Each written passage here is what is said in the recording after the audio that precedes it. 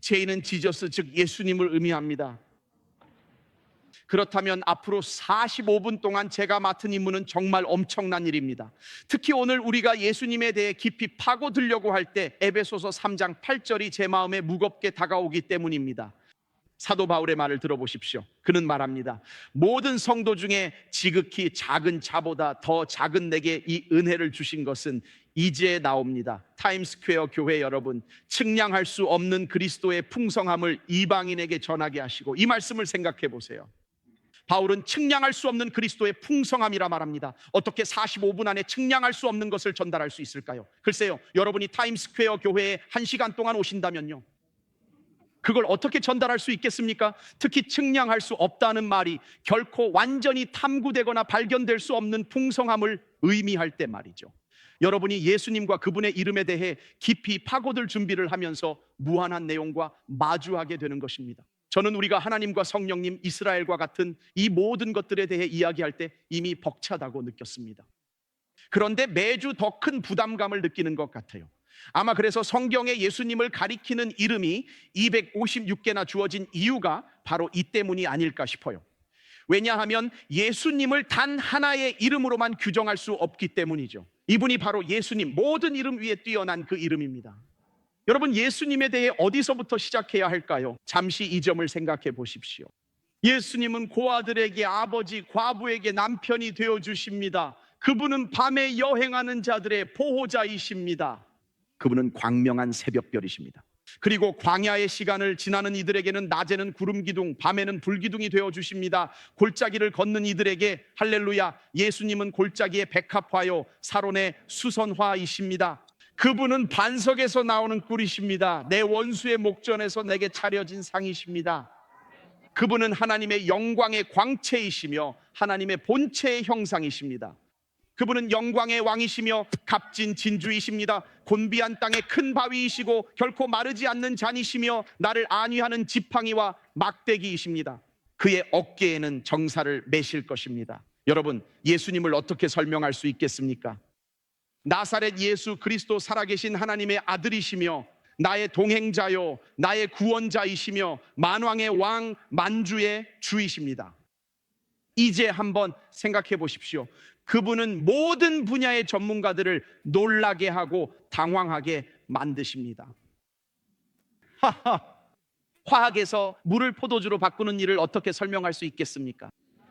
생물학에서 동정녀 탄생을 어떻게 다루겠습니까? 물리학에서 그분이 하늘로 승천하실 때 중력의 법칙을 깨뜨리셨습니다. 그리고 경제학에서 5개의 떡과 2마리의 물고기로 5,000명을 먹이셨을 때 그들을 완전히 놀라게 하셨습니다. 의학에서는 의사의 처방전을 받지 않고도 병든 자를 고치셨습니다. 그분에게는 하인도 없었지만 사람들은 그를 주인이라 불렀습니다. 학위도 없었지만 사람들은 그를 선생님이라 불렀습니다. 약도 박사 학위도 없었지만 사람들은 그를 치유자라 불렀습니다. 군대도 없었지만 그는 두려움의 대상이 되는 왕이었습니다. 군사적 전투에서 이긴 적 없지만 세상을 정복하셨습니다. 아무 죄도 없었지만 사람들은 그를 십자가에 못 박았습니다. 무덤에 묻혔지만 그를 그곳에 가둘 수 없었습니다. 죽음이 그를 붙잡아 둘 수 없었기 때문입니다.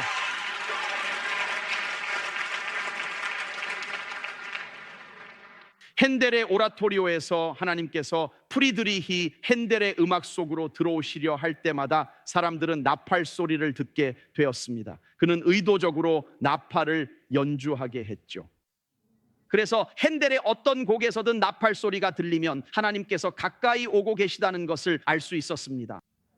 그것은 신적 존재가 등장한다는 신호였습니다. 그저 평범한 사람이나 가수가 아니라요, 하나님께서 그곳에 등장하고 계셨던 것입니다. 오늘 이 구절들을 읽으며 여러분도 나팔 소리를 들으시길 바랍니다. 예수님으로 인해 압도되길 바랍니다. 그분께서 여러분을 완전히 사로잡으시길 바랍니다.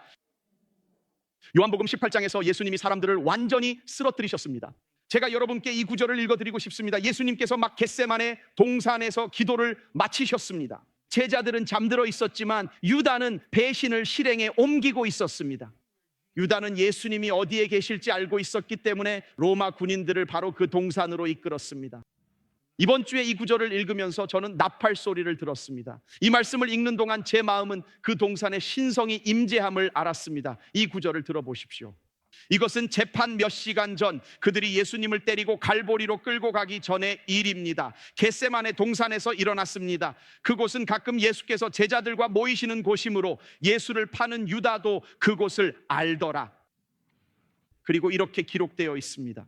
유다가 군대와 대제사장들과 바리새인들에게서 얻은 아랫사람들을 데리고 등과 횃불과 무기를 가지고 그리로 오는지라. 여러분, 무기라는 점을 꼭 기억하십시오. 예수께서 그 당할 일을 다 아시고 나아가 이르시되 예수님께서 대화를 이끄십니다. 너희가 누구를 찾느냐? 대답하되 나사렛 예수라 하거늘. 자, 이제 중요한 순간이 다가옵니다. 이르시되 내가 그니라 하시니라. 그를 파는 유다도 그들과 함께 섰더라. 예수께서 그들에게, 여러분, 여기 나팔 소리가 나옵니다. 내가 그니라 하실 때에 그들이 물러가서 땅에 엎드러지는지라. 그분은 그냥 내가 그다라고 말했고 쾅, 모두가 땅에 쓰러졌어요. 저에게는 이 장면이 정말 놀랍게 느껴집니다. 5절을 보면 예수님께서 영혼을 뒤흔드는 그 한마디로 대답하셨다고 기록되어 있습니다. 예수님께서 하신 말씀은 단지 나다였습니다. 원문에도 나다라고 되어 있습니다. 예수님께서 바로 그 말씀을 하신 겁니다. 지난 금요일, 여러분이 아실지 모르겠지만 뉴욕시에서 지진이 발생했습니다. 한 분이 손을 드셨네요. 정말 예리한 교회입니다. 새벽 1시 53분에 규모 2.2로 기록되었습니다. 용커스에서 일어났고 지하 6마일 아래에서 발생, 리히터 규모 2.2였습니다. 리히터 규모는 1에서 10까지 있는데 세계 역사상 10이 기록된 적은 한 번도 없었다고 합니다. 만약 규모 10이 발생한다면 살아남아 10이 발생했다고 말해줄 사람이 아무도 없기 때문이라고 하더군요.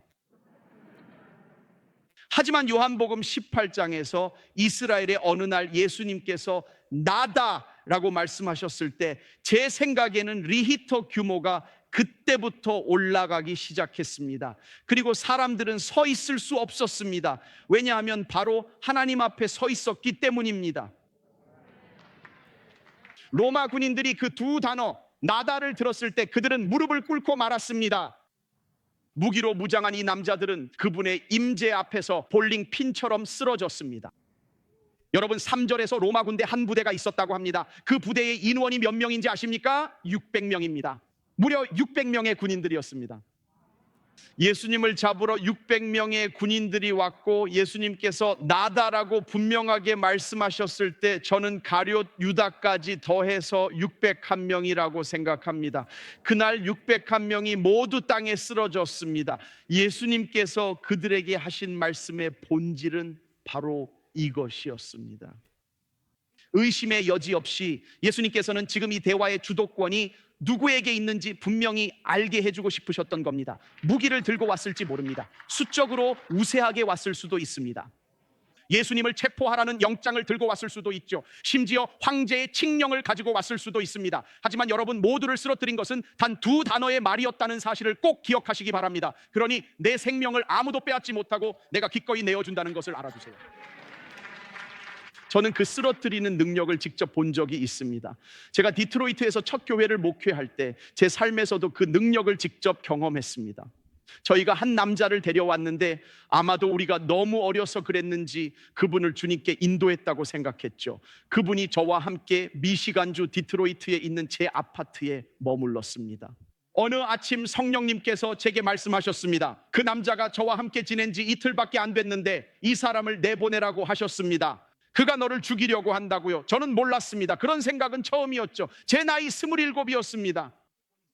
이제 막 첫 교회에서 목회를 시작했습니다. 모두가 저를 좋아한다고 생각했어요. 그래서 그에게 전화해 그의 일자리를 구해주고 다시 전화해 아파트로 돌아오기 전 교회에서 저를 만날 수 있냐고 물었습니다. 그리고 교회 안내원들과 다니엘을 만나기로 했죠. 그 남자가 들어오던 모습이 기억납니다. 저는 다니엘에게 말했습니다. 다니엘, 성령님이 내게 말씀하셨어. 내 인생에서 이런 말씀을 들어본 적이 없어. 예수님이 된 지금까지도 다시 들어본 적이 없어요. 성령님께서 말씀하시길 저 사람을 내보내라. 그가 너를 죽이려 한다고 하셨다고 말하자마자 하나님이 제 증인이십니다. 그 남자의 눈이 뒤집히더니 갑자기 악마 같은 목소리가 튀어나왔습니다. 그는 외쳤습니다.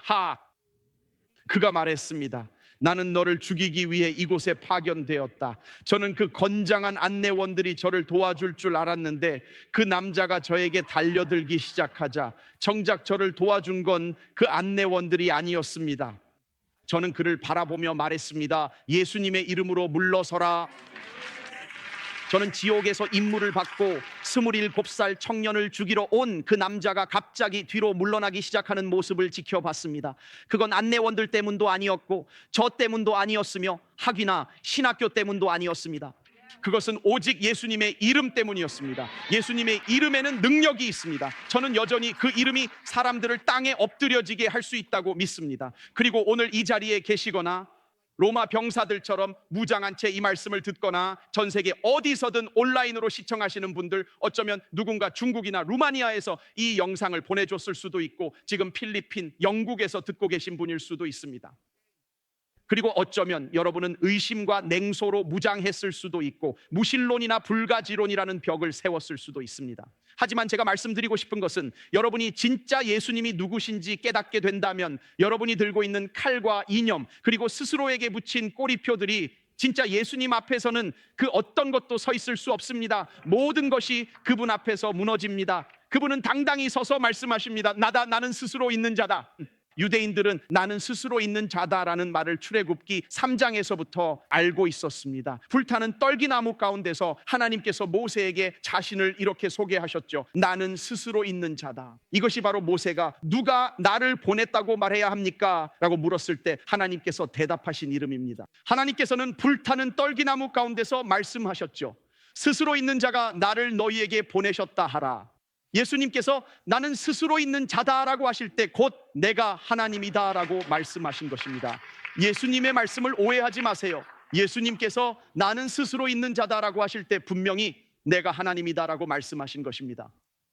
여러분이 그분이 누구신지 그분의 능력을 진정으로 알게 된다면 더 이상 다른 어떤 것도 필요하지 않다는 사실을 깨닫게 됩니다. 저는 웃음이 나옵니다. 왜냐하면 요한복음 18장을 읽어보면 불과 4구절 뒤에 사도 베드로가 작은 단검을 꺼내 병사의 귀를 잘라버리는 정말 극적인 대조가 나오기 때문입니다.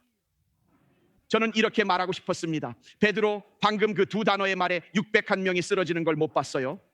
당신의 작은 단검이 뭘 할 수 있겠어요? 제 2명의 안내원은 저를 돕는 2개의 작은 단검과도 같았습니다. 그리고 예수님께서는 이렇게 말씀하십니다. 네가 예수의 이름을 가지고 모든 상황을 함께 걸어갈 수 있는데 이 사람들이 왜 필요하니? 이 이야기가 예수님이 누구신지 이해하는 데 중요한 이유는 요한복음 18장 이전에 요한복음에서 나는 이다 라는 말씀을 예수님께서 7번이나 하셨기 때문입니다. 우리는 예수님께서 직접 자신을 어떻게 설명하셨는지 들어볼 것입니다. 예수님께서 나는 이다라는 비유를 쓰실 때마다 자신이 야훼, 즉 스스로 있는 자 아브라함과 이삭과 야곱의 하나님임을 선포하셨기 때문입니다. 예수님께서 그 말씀을 선언하셨습니다. 그러니 다른 사람에게서 정보를 얻으려 하기보다는 예수님께서 하신 말씀을 들어봅시다. 이 말씀들은 그분이 하나님이심을 주장하는 것이고 그분이 이 말씀을 하실 때마다 군중이 그분을 반대하기 시작했습니다. 나는 이다는 현재 시제입니다. 나는 과거에 였다거나 나는 미래에 일지도 모른다가 아니라 나는 이다라는 의미입니다. 바로 여기 할렐루야, 그리고 바로 지금입니다. 예수님께서 나는 이다라고 말씀하셨을 때 미래나 과거를 볼 필요가 없다고 하신 것입니다. 여러분, 그분은 환난 중에 만날 큰 도움이라는 것을 기억하세요. 이 7가지 나는 이다 다음에 이어지는 말씀은 예수님의 본성과 사명 그리고 성품에 대해 중요한 것을 드러냅니다. 예수님께서는 신학적으로 말하자면 형용사적 명사를 덧붙이셨습니다. 이것은 예수님께서 자신에 대해 드러내신 것입니다. 여러분, 지금 사진을 찍거나 내용을 적을 준비하세요. 저희는 이 내용들을 빠르게 살펴보겠습니다. 예수님은 7번이나 말씀하십니다. 먼저 요한복음 6장 35절에서 나는 생명의 떡이다 라고 말씀하십니다. 요한복음 8장 12절에서 나는 세상의 빛이다 라고 하셨습니다. 그리고 예수님은 요한복음 10장 7절에서 나는 문이다, 10장 11절에서 나는 선한 목자다 라고 하셨습니다. 나사로의 무덤 앞에서 나는 부활이요 생명이다 라고 말씀하셨습니다. 그리고 겟세마네 동산에 들어가시기 직전 요한복음 15장에서 다락방 설교 중에 나는 참포도나무다 라고 말씀하십니다. 그리고 같은 다락방에서 예수님께서는 나는 길이요 진리요 생명이다 라고 말씀하십니다. 이 각각의 나는 이다 라는 말씀은 오늘 이 자리에 있는 모든 분들에게 필요한 영적인 필요를 나타냅니다. 바로 지금 바로 이곳에서 그분이 필요하다는 뜻이죠. 우리가 이 말씀 하나하나를 살펴보는 동안 그 의미를 담고 있습니다. 그리고 여기 중요한 점이 있습니다. 이것이 우리가 예수님이 누구신지 알아야 하는 이유입니다. 사람들이 예수님이 누구신지 정의하도록 내버려 두지 마세요. 우리는 이 순서를 너무 쉽게 뒤바꿔 버렸습니다. 예수님께서는 어떤 신학교의 신학 체계를 설명하기 위해 오신 것이 아닙니다. 예수님께서 사람을 정의하십니다. 사람이 예수님을 정의할 수 없습니다. 예수님께서는 이 7가지 우리가 결정적인 이름이라 부를 수 있는 이름들을 통해 자신이 누구신지 말씀해 주십니다. 만약 예수님이 누구신지 잘못 이해하면 우리의 모든 체계도 잘못될 수밖에 없습니다. 우리는 예수님을 만들었습니다. 책과 교과서를 통해 예수님을 만들었고 예수님은 책과 설교 밖으로 나오셨습니다. 예수님은 교파와 신학의 틀을 벗어나 우리 앞에 나타나십니다. 예수님은 무덤을 뛰쳐나오시고 모든 시간과 공간을 초월하여 우리 모두 위에 우뚝 서 계십니다. 그리고 예수님께서는 말씀하십니다. 이것이 나다. 내가 누구인지 직접 정의해 너희에게 알리겠다. 중요한 것은 예수님께서 자신의 교회를 자신이 누구신지에 대한 고백 위에 세우신다는 사실입니다. 예수님은 우리가 만든 체계 위에 교회를 세우도록 허락하지 않으십니다. 오직 자신의 이름, 성품, 그리고 자신이 누구신지 위에 교회를 세우게 하십니다. 만약 우리의 교회가 어떤 체계나 신학으로 알려진다면 우리는 본질을 놓친 것입니다. 오직 그리스도와 동일시되는 교회만이 음부의 권세 를 향해 당당히 맞서 싸울 수 있습니다. 어떤 체계도 어떤 신학교도 어떤 설교자나 신학자도 우리 앞에 다가오는 것에 맞서 싸울 수 없습니다. 하지만 우리 앞에 다가오는 모든 것에 맞서 싸울 수 있는 모든 이름 위에 뛰어난 이름이 있습니다. 할렐루야. 자, 이제 시작해 봅시다. 모든 것은 요한복음 안에 있습니다. 성경을 꺼내시거나 성경 앱을 켜세요. 앱을 켜시고 문자 보내지 마세요. 요한복음입니다. 요한복음은 가장 독특한 복음서입니다. 왜냐하면 다른 세 복음서와는 다르게 시작하기 때문이죠. 요한은 우리를 진짜 시작으로 데려갑니다. 요한복음이 어떻게 시작하는지 들어보세요. 그는 말합니다. 태초에 말씀이 계시니라. 이 말씀이 하나님과 함께 계셨으니 이 말씀은 곧 하나님이시니라. 자, 이 구절을 한번 보세요. 이게 창세기 1장 1절과 비슷하게 들리지 않나요? 보세요. 태초에 하나님이 천지를 창조하시니라. 자, 이제 준비하세요. 안전벨트를 매세요. 여기 예수님에 대해 정말 놀라운 점이 있습니다.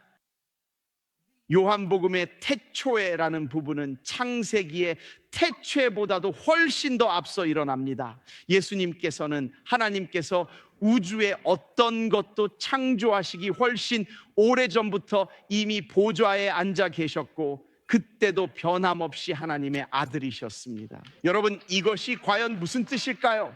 자, 준비되셨나요? 계속 안전벨트를 매고 계세요. 이제 나옵니다. 예수님은 태어나기 전에 이미 존재했던 유일한 분입니다. 예수님은 태어나기 전부터 이미 존재하셨던 유일한 분이에요. 그분은 이미 거기에 계셨던 분입니다. 여러분, 이게 바로 놀라운 점이에요. 어떤 신학자가 말했듯이 예수님은 보이지 않는 하나님이시고 하나님은 보이는 예수님이십니다. 그리고 그 보이는 예수님께서 요한복음에서 약 3년간의 사역을 시작하셨던 것이죠. 여기서 말하는 내용을 곰곰이 생각해 볼 때마다 정말 감탄하게 됩니다. 요한복음에서 저는 프랑스 황제 나폴레옹의 말을 떠올립니다. 그는 이렇게 말했죠. 나는 인간을 잘 안다. 그리고 내가 말하건대 예수는 인간이 아니다. 피상적인 사고방식을 가진 사람들은 그리스도와 제국의 창시자와 다른 종교의 신들 사이에서 유사성을 봅니다. 하지만 나폴레옹은 이렇게 말했습니다. 그런 유사성은 존재하지 않는다. 기독교와 다른 모든 종교 사이에는 저는 이 부분이 정말 좋습니다. 무한한 거리가 있다. 그는 이렇게 말합니다. 이 문제를 다루기 시작하면 비교 자체가 불가능하다고요. 왜냐하면 기독교는 결코 올바른 교회를 만나는 것이 본질이 아니기 때문입니다. 기독교의 핵심은 바로 올바른 사람을 만나는 데 있습니다. 바로 그 사람 예수 그리스도를 찾는 것이죠. 자, 오늘은 이 7가지 결정적인 이름을 함께 파헤쳐 봅시다. 자, 들어보세요. 저는 시간을 맞추려 노력하는데 정말 조금밖에 없네요. 고맙습니다. 해보겠습니다. 여러분 모두 떠나도 저분은 남아있을 겁니다. 한 분은 끝까지 남아 계시겠죠. 저는 말합니다. 하나님 7개의 이름이 있습니다. 어떻게 다 전할 수 있을지조차 모르겠습니다. 여러분이 왜 매주 이렇게 나타나시는지도 잘 모르겠어요. 자, 예수님의 7가지 결정적 이름을 소개합니다. 첫째, 그분은 나는 생명의 떡이다라고 말씀하십니다. 요한복음 6장 35절, 예수께서 이르시되 나는 생명의 떡이니 내게 오는 자는 결코 줄이지 아니할 터이요 나를 믿는 자는 영원히 목마르지 아니하리라. 저는 C.S. 루이스가 이렇게 말했을 때 잘 표현했다고 생각합니다. 만약 우리가 이 세상 그 어떤 것으로도 채워지지 않는 갈망을 느낀다면 가장 그럴듯한 설명은 우리가 다른 세상을 위해 창조되었다는 것이다. 꼭 기억해야 할 중요한 사실입니다. 만약 이 세상 그 무엇도 우리를 만족시키지 못한다면 그것은 여러분이 더 높은 목적, 즉 다른 것을 위해 창조되었기 때문입니다. 요한복음 6장의 배경은 예수님께서 물고기 2마리와 떡 5개로 5,000명을 기적적으로 먹이셨다는 것입니다. 물고기 2마리와 떡 5개로요. 이때 바로 예수님의 인기는 절정이었습니다. 모두가 예수님을 바라보며 우리가 당신을 왕으로 삼고 싶다고 했죠. 실제로 그들은 어떻게든 예수님을 억지로 왕으로 세우려 했습니다. 왜냐하면 공짜로 떡을 얻고 있었으니까요. 왜 안 되겠어요? 그를 왕으로 만듭시다. 공짜잖아요.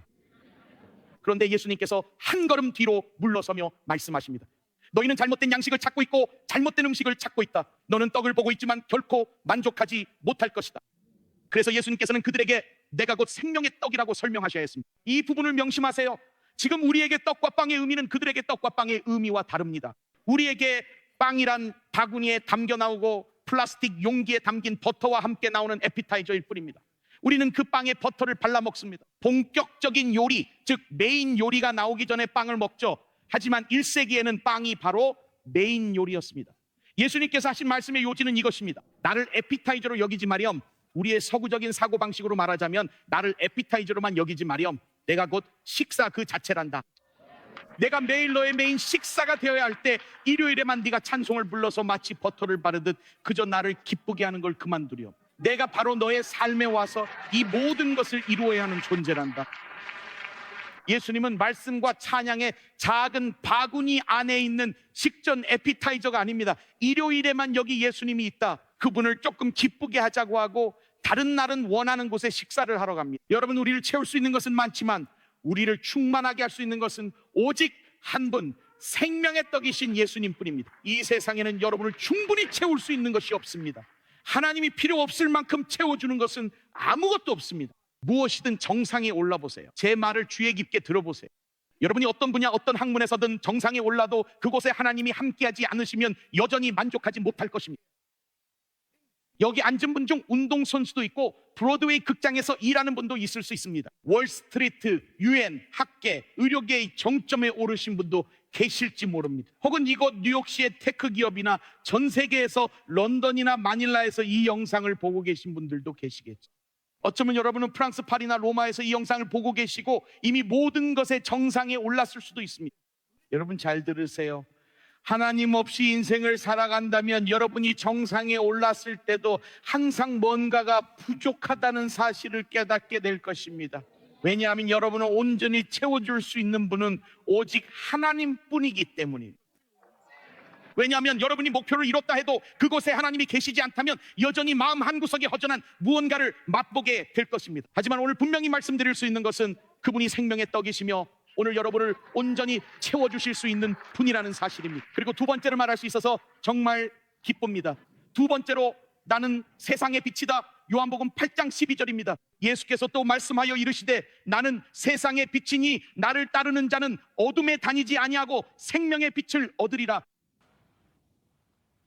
제가 목회를 시작했을 때 정말 이상한 곳들에 살았습니다. 제가 겨우 감당할 수 있는 아파트들이었죠. 그리고 그 아파트들 중 몇 곳은 부엌에 들어가서 불을 켜면 바로 그 순간 저쪽에 앉은 분들은 이 말이 무슨 뜻인지 알고 있어요. 여러분 중에 제가 무슨 말을 하려는지 아시는 분 계신가요? 불을 켜면 바퀴벌레들이 도망치는 모습을 본 적 있으신가요? 제가 살던 아파트 중 하나는 인디아나 존스조차도 기겁할 만한 곳이었습니다. 제가 살았던 몇몇 아파트는 쥐도 있었고 바퀴벌레도 있었습니다. 하지만 제가 깨달은 게 있습니다. 제가 불을 켰을 때 그 빛이 바퀴벌레를 만들어낸 게 아니었습니다. 빛은 바퀴벌레를 드러냈을 뿐이죠. 그 바퀴벌레들은 항상 거기에 있었습니다. 그러니까 제가 불을 켰을 때 하나님께서 빛이 있으라 그리고 벌레도 있으라 라고 하신 게 아니었습니다. 그 벌레들은 원래부터 거기 있었던 거죠. 보세요, 예수님께서 이 세상에 오셨을 때 하나님께서 불을 켜신 겁니다. 그리고 말씀드리자면 그곳에는 바퀴벌레들이 있었습니다. 예수님께서 나는 세상의 빛이다라고 말씀하신 것은 가늠하다 잡힌 여인을 돌로 치려는 종교인들 무리의 한가운데에서였습니다. 그리고 바로 그 순간 이 세상에 빛이 나타나셔서 그 유명한 말씀을 하셨죠. 너희 중에 죄 없는 자가 먼저 돌로 치라. 그 남자들은 돌을 내려놓았고 예수님께서는 그들에게 말씀하셨습니다. 나는 세상의 빛이다. 항상 명심하세요. 빛은 드러내고 빛은 폭로합니다. 예수님께서는 어두운 세상에 오셔서 갑자기 자신의 존재만으로 빛을 비추셨습니다. 빛은 실패한 종교를 드러냈습니다. 종교는 이 여인을 돌로 치려 했지만 예수님께서는 그녀에게 두 번째 기회를 주고자 하셨습니다. 빛은 죄가 무엇인지 보여줍니다. 그 죄가 한 여인의 간음이든 아니면 직함과 지위를 가졌지만 하나님이 없는 남자들이 이끄는 실패한 종교 체계 속의 죄이든 말이죠. 그리고 빛이 들어오면 모든 것이 드러나게 됩니다. 빛은 이 모든 것을 드러냅니다. 그것이 바로 예수님께서 오신 이유입니다. 예수님이 여러분의 삶에 들어오시면 정말로 말씀드리지만 불이 켜지고 이전에는 전혀 신경 쓰이지 않던 것들이 이제 신경 쓰이기 시작합니다. 예수님께서 그 일들의 빛을 비추시며 말씀하십니다. 이건 옳지 않아. 그것을 끊어내렴. 그는 너를 사랑하지 않는단다. 어느 순간 무엇이 진짜인지 보기 시작합니다. 요한복음 8장을 읽으면 예수님께서 12절에서만 나는 이다를 말씀하신 게 아닙니다. 예수님은 계속해서 반복해서 말씀하셨습니다. 끝까지 설득하려는 듯 보여요. 그래서 8장 12절에서 나는 세상의 빛이다라고 말씀하세요. 요한복음 8장 14절에서 그러므로 내가 너희에게 말하기를 너희가 너희 죄 가운데서 죽으리라 하였노라. 너희가 만일 내가 그인 줄 믿지 아니하면 너희 죄 가운데서 죽으리라. 28절에서는 이 예수께서 이르시되 너희가 인자를 든 후에 내가 그인 줄을 알고 또 내가 스스로 아무것도 하지 아니하고 58절을 보세요. 예수께서 이르시되 진실로 진실로 너희에게 이르노니 아브라함이 나기 전부터 뭐라고 하시나요? 내가 있느니라 하시니. 4번 말씀하셨고 그들은 받아들일 수 없었습니다. 58절 다음 구절을 아시나요? 59절을 보세요. 그들이 돌을 들어 치려 하거늘 예수께서 숨어 성전에서 나가시니라. 예수님께서 나는 이다라고 말씀하실 때마다 곧 내가 하나님이다라고 말씀하셨기 때문입니다. 그 점이 그들의 심기를 건드리기 시작했습니다. 그래서 그들은 돌을 들 수밖에 없었죠. 여러분, 이 부분을 절대 놓치지 마십시오. 하나님께 엎드리고 순종하지 않으려 한다면 결국 하나님을 제거하려고 들 수밖에 없습니다. 그게 바로 우리가 살아가는 사회입니다. 하나님께 복종하고 엎드리지 않으면 결국 제거하려. 조시 맥도웰이 말했듯 대부분 재판에서 사람들은 저지른 일로 심판받지만 이것은 그리스도에겐 해당되지 않았습니다. 예수님께서는 그가 누구인가에 대해 재판을 받으셨습니다. 그분이 재판을 받으신 이유가 바로 그것이었습니다. 그리고 예수님께서 세상에 빛으로 오셨을 때 모든 바퀴벌레들이 도망쳤습니다. 예수님께서는 죄에 대한 계시를 주셨고 종교에 대한 계시도 주셨습니다. 보세요, 여기 정말 놀라운 점이 나옵니다. 사람들은 교회를 원하지만 예수님을 원하지 않는다는 것입니다. 우리는 교회가 그저 항상 머물러 있기를 바랍니다. 적당히 이 선을 지키는 교회 말이죠. 왜냐하면 성경 말씀이 하는 일은 드러내기 시작합니다. 이것은 빛이기 때문이죠. 그래서 우리가 예수님을 우리의 찬양에서 빼고 그냥 노래만 많이 부르면 된다고 생각하는 겁니다. 그래서 저는 리카르도와 카림 그리고 찬양 때에 너무 감사하게 생각합니다. 어떤 찬양곡은 부르다 보면 이게 남녀의 이야기인지 아니면 사랑에 관한 노래인지 알 수 없습니다. 이게 뭐지? 라고 생각하게 돼요. 제가 이것을 좋아하는 이유는 이분들이 찬양을 부를 때마다 그 노래가 예수님에 관한 것임을 분명히 알 수 있기 때문입니다. 왜냐하면 예수님이 세상의 빛이시라면 빛은 모든 것을 드러내고 모든 것을 밝히기 때문이죠. 그리고 흥미로운 점은 예수님께서 유일하게 이렇게 말씀하신 이름이라는 것입니다. 내가 이런 존재이듯 너희도 이렇게 되길 바란다라고요. 이것이 예수님께서 우리에게 반드시 이와 같이 되라고 하신 유일한 이름입니다. 예수님께서는 우리가 무엇이 되어야 한다고 말씀하시죠? 바로 세상의 빛입니다. 마태복음 5장 14절이 그 말씀입니다. 예수님이 하신 말씀은 우리가 어디를 가든지 예수님을 드러내야 한다는 것이죠. 다른 어떤 것도 아닙니다. 우리의 시스템도 아니고 그 무엇도 아니며 오직 예수님만 드러내야 합니다. 왜냐하면 예수님만이 유일하시기 때문입니다. 교회가 어떻게 그런 일을 하죠? 준비되셨나요? 지금부터 간단히 설명할게요. 빠르게 넘어가야 해요. 다뤄야 할 이름이 더 남아있거든요. 자, 바로 이겁니다. 어떻게 그렇게 할 수 있을까요? 어떻게 하면 누군가 빛이 될 수 있을까요? 떠오른 건 이것뿐이었어요. 저는 롱아일랜드에 있는 교회에서 자랐어요. 저는 오순절 교회에서 자랐어요. 그리고 여러분 중 일부는 모르시는 VBS에 참석하곤 했습니다. 바로 여름 성경학교입니다. VBS 기억하시는 분 계신가요? 저는 매년 여름마다 꼭 가야 했어요. 그래서 제가 가서 거기서 상도 타고 여러 가지를 했는데 매년 항상 거대한 허쉬 초콜릿바가 상품으로 걸려 있었죠. 하지만 한 번도 그걸 타본 적이 없었어요. 퀸즈에서 온 여자애가 항상 있었거든요. 그래서 허쉬 초콜릿바를 한 번도 못 탔어요. 하지만 어느 해에 제가 야광 십자가를 받았던 기억이 납니다. 그리고 저는 그걸 집에 가져와서 불을 끄고 봤는데 정말 완전히 엉터리였어요. 어둠 속에서도 전혀 빛나지 않았어요. 그냥 누렇게 생긴 십자가였죠. 속으로 내가 이걸 받으려고 외웠나 했습니다. 그 구절을 외우느라 애썼는데 결국 엉터리 십자가를 받았고 어둠에서 빛나게 할 수도 없었어요. 그런데 밑부분에 작은 글씨가 있었습니다.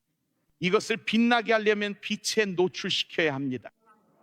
왜냐하면 빛을 쬐어주면 그 십자가에 어떤 변화가 생겨서 불을 끄면 자기 힘이 아니라 다른 곳에서 받은 빛으로 빛나게 되는 거였어요. 아시겠죠? 이쪽에 앉은 분들은 이해하시고 계시네요. 다른 분들은 알겠어요? 지금이 10시 예배라는 것을 알고 있어요. 1시 예배에 오세요. 그러니까 무슨 일이 일어나냐면 여러분이 세상에 빛이신 예수님을 만나게 되면 여러분 스스로는 결코 빛날 수 없다는 사실을 알게 됩니다. 하지만 여러분이 예수님이 누구신지 제대로 알게 되면 그분께 노출될 때 여러분도 빛날 수 있습니다. 그분이 바로 세상의 빛이십니다.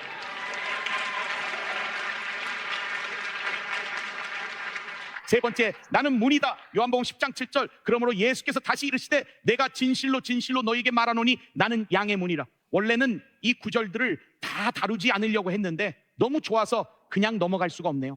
나보다 먼저 온 자는 다 절도요 강도니 양들이 듣지 아니하였느니라. 내가 문이니 누구든지 나로 말미암아 들어가면 구원을 받고 또는 들어가며 나오며 꼴을 얻으리라. 그리고 이 구절 여러분도 잘 아시죠? 도둑이 오는 것은 도둑질하고 죽이고 멸망시키려는 것뿐이요 내가 온 것은 양으로 생명을 얻게 하고 더 풍성히 얻게 하려는 것이라. 할렐루야. 참 흥미로운 게 양을 생각해 보면 미국의 어떤 대학이나 대학교도 양을 마스코트로 쓰지 않는다는 점입니다. 미시간 양은 존재하지 않아요. 오하이오 주립대 어린 양도 없어요. 플로리다 양도 없어요. 그런 이름은 절대 하지 않아요. 왜 그런지 아십니까? 양은 공격할 수 없기 때문입니다. 양은 늘 먹잇감이죠. 양은 항상 공격당하는 쪽입니다. 하지만 공격할 수 없습니다. 양은 싸울 수 있는 어떤 수단도 없어요. 그래서 미국의 어떤 대학도 양을 마스코트로 쓰지 않는 겁니다. 항상 울버린이나 악어 같은 동물이죠. 하지만 아무도 양을 마스코트로 쓰지 않죠. LSU 양 같은 건 없습니다. 아무도 양을 쓰지 않는 이유는 양은 싸우지 않기 때문입니다. 양은 오직 목자가 있을 때만 강해질 수 있습니다. 양이 힘을 가질 수 있는 유일한 방법은 내면에 내재되어 있는 것이 아닙니다. 예수님께서 내가 문이다라고 하신 것도 바로 목자의 표현입니다. 양 우리에는 문이 없었습니다. 세 면만 벽이 있고 네 번째 면에는 열린 공간이 하나 있었습니다. 그곳에 목자가 밤마다 누워서 자신을 문 혹은 문지기라고 불렀습니다. 이처럼 목자는 양들을 지키기 위해 항상 그 자리를 지켰던 것입니다. 그 문은 양이 밖으로 나가지 못하게 지켜주는 보호막이었습니다. 또한 그 문은 적이 안으로 들어오지 못하게 막아주는 방어막이었습니다. 제가 디트로이트에 있었을 때 디트로이트 경찰이 말하길 도둑들이 집에 들어와서 물건을 훔치는 가장 흔한 진입로는 바로 현관문이라고 했습니다. 그들이 말하길 주거 침입죄를 저지른 이들이 가장 많이 사용하는 진입로가 바로 그 현관문이었습니다. 도둑들은 다가와서 현관문을 걷어차고 원하는 것은 무엇이든 가져가. 우리에겐 튼튼한 문이 필요합니다. 왜냐하면 무엇이든 들어가거나 나가려면 반드시 목자를 거쳐야 한다고 예수님께서 말씀하셨기 때문입니다. 그리고 저는 양이 길을 잃고 방황할 때 이 말씀에 따르면 그 목자를 넘어가거나 기어올라 넘지 않고서는 그렇게 할 수 없다고 믿습니다. 깨어있는 목자가 문지기로 있을 때 양 한 마리가 길을 잃는 것은 결코 쉬운 일이 아닙니다. 아니면 이렇게 말씀드릴 수 있겠네요. 저는 우리가 하나님을 떠나려면 정말로 많은 노력이 필요하다고 생각합니다. 생각보다 훨씬 더 어렵다고 봅니다.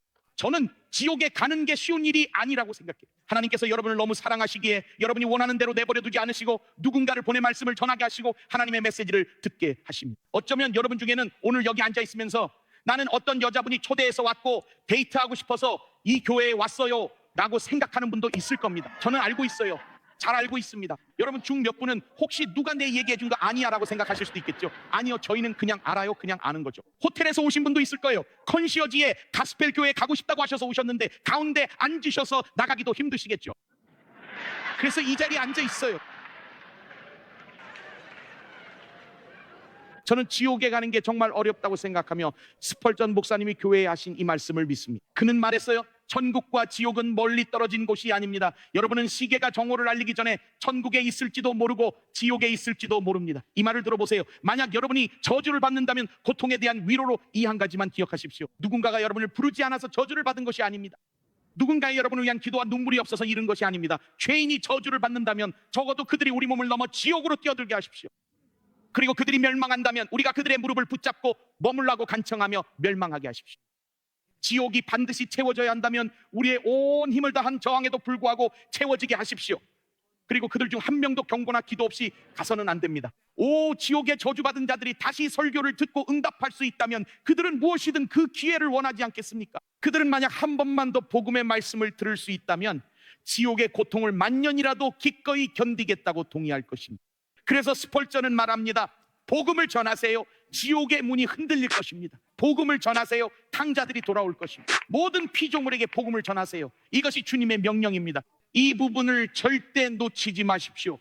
그리고 그는 이렇게 말합니다. 그리스도께로 인도하지 않는 설교, 예수님이 시작이자 끝이 아닌 설교는 지옥의 마귀들을 웃게 만들고 하나님의 천사들을 울게 만드는 그런 설교입니다. 우리는 사람들을 그리스도께 인도할 메시지가 필요합니다. 모든 사람이요. 하지만 좋은 소식이 있습니다. 저의 설교는 여러분을 구원하지 못할 것입니다. 저의 기도도 여러분을 구원하지 못할 것입니다. 하지만 제게는 적으로부터 저를 보호해주고 가지 않아도 될 곳에 가지 않게 막아주는 튼튼한 문이 있습니다. 여러분, 몇 년 전 한 항공사가 자신들의 비행이 99% 안전하다고 자랑한 적이 있습니다. 99% 안전하다고 했습니다. 하지만 저는 그 1%가 걱정됩니다.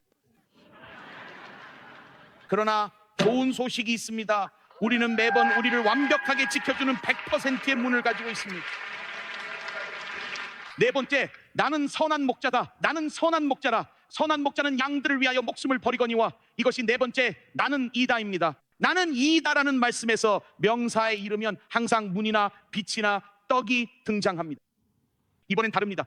선한이 주가 됐고 그분은 나는 목자다라고 말하지 않습니다. 그분은 뭐라고 하셨죠? 선한 목자라고 하셨습니다. 훌륭한 분이시죠. 나와 같은 존재는 아무도 없다는 의미예요. 이 점을 항상 명심하세요. 양은 의존적인 동물입니다. 여러분은 결코 양의 신분에서 졸업하지 않습니다. 나이가 들수록 선한 목자가 필요하다는 사실을 더 깊이 깨닫게 됩니다. 하나님 없이도 할 수 있다고 생각하는 건 젊은 양들입니다. 바로 그 젊은 양들이 그래 난 할 수 있어라고 생각하죠. 예수님을 주일에만 에피타이저 빵처럼 모시면 된다고 생각합니다. 하지만 나이가 들수록 매일매일 예수님이 필요하다는 걸 알게 됩니다. 왜 그런지 아십니까? 그분께서 말씀하시길 양은 쉽게 길을 잃는다고 하셨습니다. 베드로전서 2장 25절에 보면 너희가 전에는 양과 같이 길을 잃었더니 이제는 너희 영혼의 목자와 감독 되신 이에게 돌아왔느니라. 제가 배운 것이 있습니다. 목자의 물매, 선한 목자가 하는 일이 바로 이것입니다. 목자의 물매는 늑대 때문만이 아니라 양을 위해서도 사용되었습니다. 목자는 늑대를 쫓기 위해 돌이 있었지만 양을 위해 물매에 넣어 던질 돌도 있었습니다. 양 한 마리가 가면 안 될 곳으로 헤매는 것을 보면 돌을 던지곤 했습니다. 양을 맞추려고 던진 게 아니라 소리를 내서 양들이 겁먹고 아, 내가 저기로 가면 안 되는구나 하고 돌아가게 하려고 던진 거였죠. 여러분, 제가 꼭 전하고 싶은 말이 있습니다. 목자는 그 방향으로 돌을 던졌습니다. 양을 맞추려는 게 아니라 소리로 양을 돌아오게 하려던 거죠. 저 역시 잘못된 결정을 내리려던 순간이 있었습니다. 그때 저는 어떤 소리를 들었습니다. 경고를 받은 것이었죠. 마치 목자가 돌을 던지며 그것에 네라고 말하지 말라는 느낌이 들었습니다. 그걸 선택하지 마렴. 그 길로 가지 마렴. 그 사람에게 네라고 하지 마렴. 그들을 고용하지 마렴. 이 일에 돈을 주지 마렴. 그렇게 하지 마렴. 돌소리를 듣고 돌아온 적 있으신 분? 그게 바로 선한 목자입니다. 선한 목자는 이렇게 말합니다. 잘 들으렴. 네가 지금 이 돌소리를 들으면 나중에 구조당하는 일이 없도록 내가 도와주고 있는 거야. 그게 바로 그분이 하는 일이에요. 그게 바로 선한 목자가 하시는 일입니다. 구매할 때도, 동업할 때도, 채용할 때도, 그리고 우정에서도 마찬가지입니다. 바로 목자의 돌이 이것에서 물러나렴, 이쪽으로 가지 마렴이라고 말해준 것이었죠. 이게 바로 선한 목자입니다. 다섯째, 나는 부활이요 생명입니다. 요한복음 11장 25절, 예수께서 이르시되 나는 부활이요 생명이니 나를 믿는 자는 죽어도 살겠고 무릇 살아서 나를 믿는 자는 영원히 죽지 아니하리니. 이것은 나사로의 이야기입니다. 마리아와 마르다가 등장하고 예수님께서 이 말씀을 마르다에게 하셨습니다. 우리는 예수님의 손길은 원하지만 예수님의 시간표는 원하지 않는 것 같습니다. 우리는 예수님이 우리가 원하는 때에 나타나길 바라죠. 제가 기억하는 건 연세가 많으신 교회 어머니께서 항상 제게 하신 말씀입니다. 주님은 네가 원할 때 오시지 않을 수도 있지만 항상 제때 오신다. 11장에서 나사로는 2장의 시작에서 병에 걸렸지만 중반쯤에는 이미 무덤에 들어간 지 나흘째였습니다. 제가 분명히 말씀드리지만 예수님은 여전히 정확한 때에 오셨습니다. 마르다가 답답했던 것은 예수님께서 그들이 부르셨을 때 오지 않으셨다는 것입니다. 예수님은 자신의 시간표대로 오셨습니다. 마르다는 예수님께서 병든 나사로에게 오시는 것이 죽은 나사로에게 오시는 것보다 더 쉽다고 생각했습니다. 때로는 예수님께서 지체하시는 이유가 있습니다. 바로 여기 있습니다. 예수님은 상황을 고치시는 것보다 부활시키는 것을 더 원하십니다. 여러분 중에 이렇게 생각하는 분도 있을 겁니다. 치유만 된다면 기분이 나아질 텐데. 하지만 예수님께서는 말씀하십니다. 내가 부활시키면 할 수 있는 일이 훨씬 더 많아진다. 여러분, 마르다는 무덤 너머와 죽음을 초월하는 권세를 가지신 예수님을 알지 못했습니다. 그녀는 몰랐어요. 치유자이신 예수님은 알았지만 부활자이신 예수님은 몰랐어요. 삶에서 부활은 의사가 끝났다고 말했을 때 삶이 끝난 것이 아니라는 것을 의미해요. 이 삶 너머에도 부활과 생명이 있습니다. 그래서 우리는 죽음을 두려워하지 않는 것입니다. 여러분께 이 말씀 꼭 드리고 싶습니다. 이번 주 금요일 아침 뉴욕시에서 훌륭한 목사님 한 분을 잃었습니다. 리디머 교회의 팀 켈러 목사님께서 주님 곁으로 가셨습니다. 그는 3년 동안 췌장암과 싸웠습니다. 오늘 아침 우리 찬양 대원들은 팀 켈러 목사님을 위해 기도했습니다. 신디와 저는 거의 3년 동안 매일 밤 팀 켈러 목사님과 그의 치유를 위해 기도해 왔습니다. 그리고 금요일에 팀 켈러 목사님께서 영원한 안식에 들어가셨다는 소식을 들었습니다. 팀 켈러 목사님이 돌아가셨을 때 한 가지 이야기가 떠올랐습니다. 어느 뉴스 채널이었는지 기억나지 않지만 그것은 정말 흥미로운 장면 중 하나였습니다. 그들이 4명의 암 환자들을 따라갔습니다. 4명의 암 환자들을 이 뉴스 진행자는 따라가며 그들이 인생의 마지막 순간까지 어떻게 행동하는지 지켜보고자 했습니다. 그리고 방송에서 화를 내는 사람도 있고 후회하는 사람도 있었지만 한 명의 나이 드신 목사님이 있었습니다. 제 생각엔 미시시피 출신이었던 것 같은데 그분은 죽음이 가까워질수록 오히려 더 기쁨이 넘쳤습니다. 왜냐하면 제가 말씀드리자면 꼭 기억하세요. 그는 예수님이 부활이심을 알고 있었기 때문입니다. 그리고 마침내 그에게 물었습니다. 저는 그 장면을 절대 잊지 못할 겁니다. 그는 항암 치료로 목소리도 잃고 머리카락도 빠지고 모든 게 힘들었어요. 다른 사람들은 왜 하필 나인가, 나는 착하게 살았는데 더 많은 걸 했어야 했는데 라며 후회했어요. 하지만 이 남부 출신 목사님에게 그들이 질문했어요. 이 모든 상황 속에서 어떻게 그렇게 기쁨과 평안을 보이실 수 있습니까? 라고 물었습니다. 그리고 그가 할 수 있었던 건 오래된 찬송가를 부르는 것이었습니다. 그가 이렇게 말했습니다. 그는 뉴스 카메라를 바라보며 이렇게 말했습니다. 나는 위를 향해 나아가네. 나는 매일 새로운 높이에 이르고 앞으로 나아가면서도 여전히 기도하네. 주님, 제 발을 더 높은 곳에 세워주소서. 그리고 그는 이렇게 덧붙였습니다. 주여, 나를 들어 올리소서. 가나안 고원의 믿음으로 서게 하소서. 제가 찾은 것보다 더 높은 곳으로. 주님, 제 발을 더 높은 곳에 세워주소서. 그리고 나서 그가 마쳤다고 생각했을 때 그는 2절을 시작했습니다. 그는 이렇게 말했습니다. 내 마음은 의심이 일어나고 두려움이 좌절되는 곳에 머물고 싶지 않네. 비록 어떤 이들은 그런 곳에 머물지라도 내 기도, 내 목표는 더 높은 곳이네. 저는 속으로 와, 정말 좋다라고 생각했습니다. 그러더니 그는 3절도 불러야겠다고 했습니다. 나는 세상 위에 살고 싶네. 비록 사탄의 화살이 나를 향해 날아와도 믿음이 기쁨의 소리를 들었네. 성도들의 노래, 그것이 바로 더 높은 곳이네.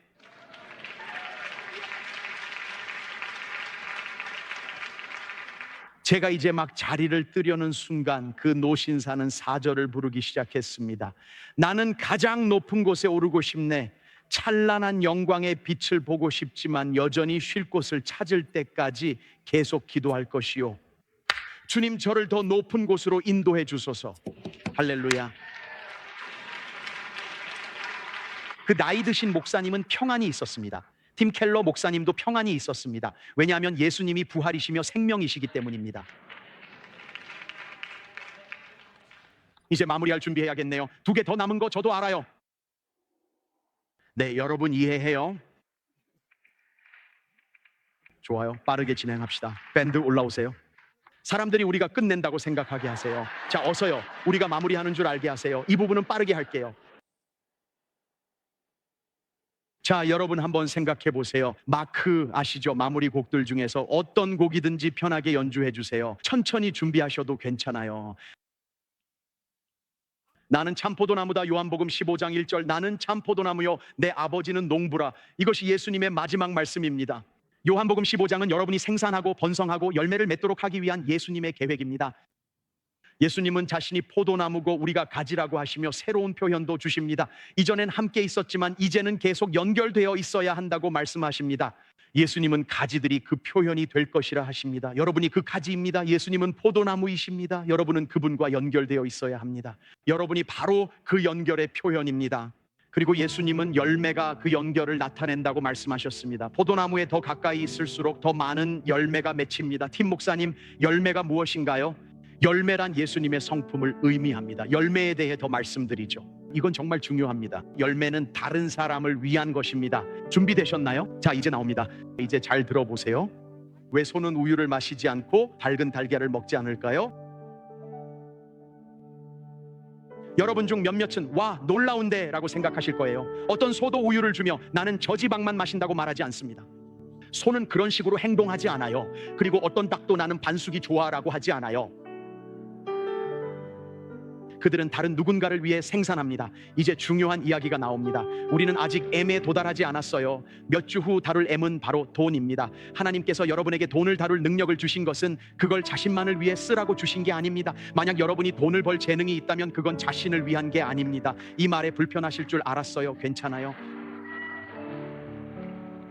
여러분이 노래하는 재능이 있든 섬기는 재능이 있든 그건 여러분 자신을 위한 것이 아닙니다. 그건 다른 사람들을 위한 것입니다. 하나님께서는 말씀하십니다. 네가 그 재능을 꽃 피우려면 나와 계속 연결되어 있어야 한다. 가지가 스스로 자랑할 수 없습니다. 보세요. 열매는 포도나무의 영광입니다. 열매는 사람들이 여러분이 무언가에 연결되어 있다는 것을 보여줍니다. 그리고 가지의 적은 여러분을 단절시키는 모든 것입니다. 그게 바로 적입니다.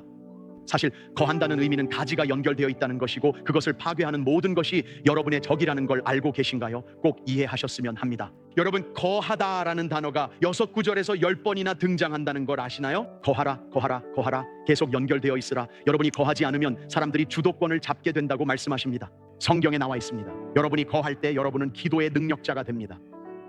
원하는 것은 다 구할 수 있고 하나님께서 시작하세요. 보세요. 사람이 내 안에 거하지 아니하면 가지처럼 밖에 버려져 마르나니 무슨 일이 일어나죠? 가장 먼저 일어나는 일은 여러분이 말라버리는 것입니다. 여러분의 믿음도 말라버립니다. 사람들이 그것을 모읍니다. 거한다는 것은 쉬운 말이 아닙니다. 열매를 맺으려면 여러분이 약간 노력해야 한다는 뜻이죠. 아이들에게 디저트를 먹으라고 말할 필요가 없다는 걸 아시죠? 내가 명령한다. 이 케이크를 먹어라. 왜일까요? 그건 너무 쉽기 때문이죠. 하지만 거한다는 건 마치 채소를 먹는 것과 같습니다. 이걸 위해 노력해야겠다는 마음가짐이 필요합니다. 시간을 들여야 합니다. 좀 더 일찍 일어나 그분과 함께 있어야 합니다. 메말라 버리고 싶지 않으니까요. 말씀에 따르면 여러분이 메마르면 사람들이 모은다고 했습니다. 여러분, 사람들의 손에 좌지우지되는 존재가 됩니다. 사람들이 여러분을 다루기 시작한다는 게 바로 그 뜻입니다. 너희가 내 안에 거하고 내 말이 너희 안에 거하면 여러분은 기도의 능력자가 됩니다. 무엇이든지 원하는 대로 구하라 그리하면 이루리라. 자, 바로 이겁니다. 진짜 마지막입니다. 약속해요. 요한복음 7장 아니요 7번째입니다. 자, 보세요. 일어나세요. 끝난 척 해야 하니까요. 나는 길이요 진리요 생명이다. 요한복음 14장 6절입니다. 예수께서 이르시되 내가 곧 길이요 진리요 생명이니 나로 말미암지 않고는 아버지께로 올 자가 없느니라. 예수님께서는 자신의 사역 전체에서 가장 논란이 되는 말씀을 저녁 식사 자리에서 하셨습니다. 요한복음 13장 3절에는 그때가 저녁 먹는 중이라고 기록되어 있습니다. 여러분은 어떨지 모르겠지만 저는 이탈리아 가정 출신이라 저녁 식탁에서 많은 일들이 일어났어요. 정치도 배우고 신학도 배우고 싸움과 논쟁도 겪었고 가족이 피자 한 판을 통째로 들고 나간 적도 있었어요. 저희 집에서 그런 일이 다 일어났습니다. 정말 모든 것이요. 그래서 저는 예수님께서 자신의 사역 전체에서 가장 논란이 되는 말씀을 하신 것이 전혀 우연이 아니라고 생각합니다. 내가 여기 나옵니다. 곧 길이요. 예수님은 하나의 길이라 하지 않고 곧 길이라 하셨죠. 이것이 예수님의 말씀입니다. 예수님은 여러 진리를 주신 게 아니라 자신이 진리라 선포하셨습니다. 이제 중요한 부분입니다. 이 말을 하고 싶어요. 예수님께서 말씀하셨습니다. 내가 곧 길이요. 이 말씀이 사람들을 화나게 해요. 여기서 끝낼 테니 이걸 적으세요. 하나님께 가는 길이 1000가지라면 사람들은 1001가지 길을 원할 것입니다. 중요한 것은 얼마나 많은 길이 우리를 하나님께 인도하느냐가 아닙니다. 하나님께서 우리에게 하나님께 가는 길을 주셨다는 사실입니다. 우리는 천국에 가는 방법을 알지만 사람들은 그 사실에 분노합니다. 왜 그럴까요? 사람들은 단순함을 원하지 않습니다. 자율성을 원하죠. 스스로 결정하고 싶어 합니다. 여러분은 천국에 가는 방법을 직접 결정하고 싶어 하죠. 나는 착한 사람이야. 난 그런 말 못 들어봤어. 그런데 예수님은 말씀하십니다. 그건 네가 선택할 수 없단다. 논의할 문제도 아니야. 예수님께서 말씀하십니다. 내가 곧 길이요. 오늘 이 자리에 다른 종교나 이념을 가지고 오셨고 예수님께서 내가 곧 길이요라고 하신 것이 마음에 들지 않으신다면 그것이 바로 기독교가 많은 다른 종교들과 공존할 수 없는 이유입니다. 예수님께서는 그 순간 자신을 분리하셨습니다. 예수님이 내가 곧 길이요라고 하실 때 물러서라. 이걸 함께 할 수 없다고 말씀하신 거예요. 그래서 우리는 양키 스타디움에 서서 모든 종교를 모아놓고 우리 모두 똑같지 않나요? 라고 말할 수 없는 거죠. 요한복음 14장 6절에 따르면 그렇지 않습니다. 예수님께서 말씀하셨습니다. 우리는 공존할 수 없다. 왜냐하면 내가 곧 길이라고 이미 말했기 때문이다. 중요한 얘기를 할게요. 이미 일어나 계시니 곧 준비해 주세요. 화난 분들은 잠시 기다려 주세요.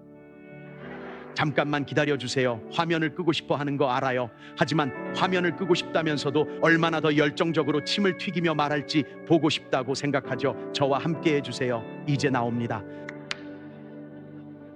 여러분은 그곳에 어떻게 갈지 스스로 결정하고 싶어 합니다. 여러분은 천국에 어떻게 가는지도 모릅니다. 천국에 가본 적이 없으니까요. 그런데 어떻게 알 수 있겠어요? 제 친구 한스가 댈러스에서 왔어요. 저는 한스의 집엔 안 가봤고 사무실엔 가봤어요. 제가 너희 집에 갈게라고 하면 한스는 가는 방법도 모르잖아 라고 할 거예요. 그게 얼마나 어처구니 없는 일이겠어요? 한스가 저에게 길을 알려주어야 할 겁니다. 여기로 가서 이쪽으로 돌고 이렇게 가.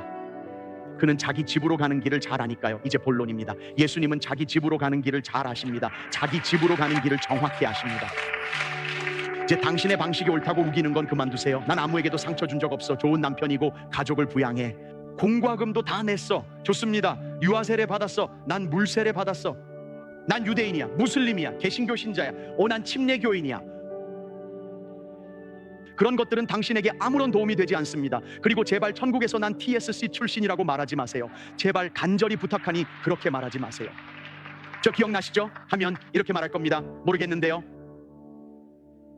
예수님처럼 내가 너희를 도무지 알지 못한다.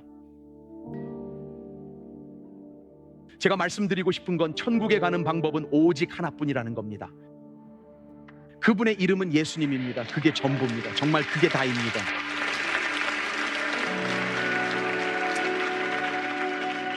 마태복음 22장에서 너희는 그리스도에 대해 어떻게 생각하느냐 하는 질문이 예수를 내가 어떻게 하랴로 바뀌어야 한다고 합니다. 오늘 예수님을 어떻게 하시겠습니까?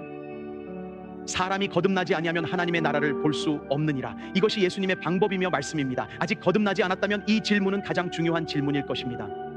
그리고 오늘 좋은 소식이 있습니다. 그리스도께서 여러분을 내면에서부터 변화시키실 때 여러분은 단순히 구세주 예수님만을 얻는 것이 아니라 생명의 떡, 세상의 빛, 부활이요 생명, 참 포도나무, 선한 목자, 문이신 예수님까지 모두 얻게 됩니다. 하나님의 아들을 얻으면 이 모든 것을 다 얻게 됩니다. 한시 예배 때 더 자세히 말씀드릴게요. 이 말씀만은 꼭 드리고 싶습니다. 다시 오라는 걸까? 라고 생각하시죠? 예수님 없이는 천국에 갈 수 없습니다. 그리고 지금 당장 일어날 수 있습니다. 고개 숙일 필요 없습니다. 여기서 분명히 합시다. 그분이 어떤 분인지는 잘 알고 계시잖아요. 분명히 말씀드리지만 우리 교회가 여러분을 천국에 데려다 줄 수는 없습니다. 여러분의 교파나 종교도 그곳에 데려다 줄 수 없습니다. 성당이나 모스크, 회당이나 교회도 그곳으로 인도할 수 없습니다. 오직 예수님만이 하실 수 있습니다. 하늘과 땅 아래 구원 얻는 이름은 하나, 예수님의 이름뿐입니다. 오늘 그분이 바로 여기 계십니다. 구원을 주시기 위해서입니다. 예수님은 이것을 거듭남이라 부르셨죠. 육체적으로 첫 번째 탄생을 했듯이 영적으로 두 번째 탄생이 필요합니다. 여러분에게 생일이 있듯 영적인 탄생도 필요합니다. ABCA, 내가 죄인임을 인정하는 것입니다. 내면이 무너졌음을 받아들이는 것입니다. 우리 모두는 죄라는 상태를 가지고 있고 신부, 목사, 약속, 프로그램, 처방전으로 고칠 수 없습니다. 고치려면 도움이 필요해요. B, 하나님께서 아들을 보내셔서 죄를 짊어지도록 하셨다는 것을 믿는 것이 중요합니다. 그분은 내가 살 수 없는 삶을 사셨어요. 내가 받아야 할 죽음을 대신 당하셨고 받을 자격도 없는 상을 내게 주셨습니다. 그분이 나를 위해 이 모든 것을 하셨음을 믿는 것, 그리고 C, 그분을 주님으로 고백하는 것입니다. 이제 주도권은 주님께 있습니다. 예수님께서 십자가에서 죽으신 것은 여러분을 교회에 데려가기 위함이 아니라 영원한 천국으로 데려가기 위함입니다. 이 자리에 앉기 위함이 아닙니다. 사람들은 예수님이 죽으시고 우리가 일요일마다 교회에 앉아 있는 걸 보며 아, 드디어 교회에 앉아 있구나 라고 말한다고 생각합니다. 아니요, 전혀 그렇지 않습니다. 예수님은 여러분을 영원히 원하십니다. 그 일은 지금 이 순간에도 일어날 수 있습니다. 이 자리에 계신 분들, 별관에서 보시는 분들, 전국 전 세계에서 시청하시는 분들, 만약 여러분이 오늘 이 자리에 계시면서 저는 부활이요 생명이신 분을 원합니다. 저는 그 길을 원합니다. 저는 예수님을 원합니다. 저는 거듭나고 싶습니다. 팀 목사님, 거듭남을 위한 그 기도를 하실 때 저도 꼭 포함시켜 주세요. 여러분 중에 그런 분이 계시다면 손을 들어서 모두가 볼 수 있게 해주세요. 여러분이 누구든 어디서 오셨든 상관없습니다. 저도 그 거듭남의 기도에 포함시켜 주세요. 오늘부터 주님과 함께 걷고 싶어요 라고 하신다면 여러분의 손을 최대한 높이 들어 계속 들어주세요. 올려주세요. 높이 드세요. 계속 손을 들어주세요. 저쪽에도 계시네요. 저기요, 여기 이쪽에도 계시네요. 맞습니다. 저쪽이요, 저쪽, 여기 계시네요. 계속 손을 들어주세요. 발코니와 저쪽에도 계시네요. 모든 손을 보고 싶습니다. 봤어요. 저쪽에도 계시네요. 손 들어주세요. 온라인에 계신 분들은 결정했어요. 입력해주세요. 함께 믿음으로 나아갑시다. 저와 함께 기도해주세요. 이 자리에 계신 모든 분들 이 말을 함께 따라 해주세요. 사랑하는 주 예수님, 저는 주님이 하나님의 아들이심을 믿습니다. 저는 십자가에서 주님께서 저의 죄와 수치심 그리고 죄책감을 짊어지시고 대신 죽으셨음을 믿습니다. 주님께서 저 대신 지옥을 마주하셔서 제가 그곳에 가지 않도록 하셨습니다. 주님은 죽음에서 부활하셨습니다. 저에게 천국에서 거처를 주시고 지상에서의 목적을 주시며 아버지 하나님과의 관계를 주셨습니다. 오늘 주 예수님, 저는 제 죄에서 돌이켜 거듭나기로 결단합니다. 좋아요. 이제 이 말을 크게 외쳐보세요. 하나님은 나의 아버지이십니다. 예수님은 나의 구세주이십니다. 성령님은 나를 돕는 분이시며 성경은 나의 안내서입니다. 그리고 천국은 나의 집입니다. 예수님의 이름으로 우리 모두 기도합니다. 우리 모두 아멘, 아멘, 아멘이라고 외쳤습니다.